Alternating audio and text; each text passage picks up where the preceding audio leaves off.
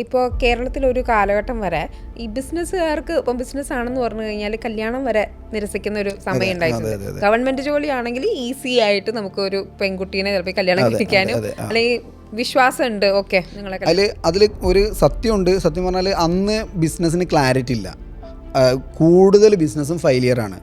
അപ്പോൾ ഒരു പാരൻസിനെ സംബന്ധിച്ച് ഈ ബിസിനസ് സ്റ്റാർട്ട് ചെയ്ത് കഴിഞ്ഞാൽ അവിടെ സംഭവിക്കാൻ പോകുന്നത് മോളെ ദുരിതം കാണണം. കാരണം ഇവൻ പോയി ലോൺ എടുക്കും, ഇതാണ് അവരെ പേടി. ലോൺ എടുക്കും, ക്ലാരിറ്റി ഇല്ല. കാരണം ഈ പാരൻറ്റിന് തന്നെ അറിയാം അവന് DNA ഉണ്ടാവില്ല, ബിസിനസ്സുകാരനല്ലല്ലോ കേരളക്കാരൊരിക്കലും. അപ്പോൾ ഇന്ന് ആ സിറ്റുവേഷൻ മാറി. അന്ന് എന്താണെന്ന് വെച്ചാൽ ഒരു ഗവൺമെൻറ് ജോലിക്കാരനെ കൊണ്ട് ഒരു പെൺകുട്ടിൻ്റെ എല്ലാ ഡ്രീമും ഫുൾഫിൽ ചെയ്യാൻ പറ്റിയിരുന്നു. അവരുടെ ഡ്രീം ആക്ച്വലി ലിമിറ്റഡ് ആയിരുന്നു. ഇപ്പോൾ അവർക്ക് ഒരു ഗവൺമെൻറ് ജോലിക്കാരന് ചിലപ്പോൾ 20,000 30,000 ആ റേഞ്ചിലായിരുന്നു സാലറി ഉണ്ടെങ്കിൽ അതൊരു ഫിക്സഡ് ഇൻകമാണ് ആക്ച്വലി. ആ ഫിക്സഡ് ഇൻകത്തിലേക്ക് അവരുടെ ഡ്രീം എല്ലാം ഒതുക്കി ജീവിക്കുകയാണ് അവർ. ഇന്ന് ബിസിനസ്സുകാരനെ കുട്ടികൾ കല്യാണം കഴിക്കണം എന്ന് പറയുന്നത് അവരുടെ ഡ്രീം അൺലിമിറ്റഡ് ആണ്.